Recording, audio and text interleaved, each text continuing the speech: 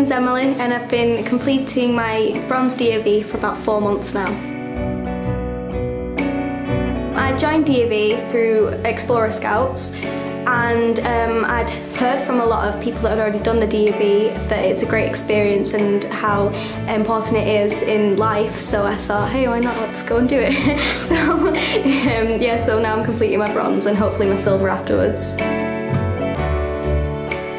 I'd probably say that the DofE is important because it teaches you really valuable life skills, and although you don't think you'll need them, there are skills that you definitely do use every day.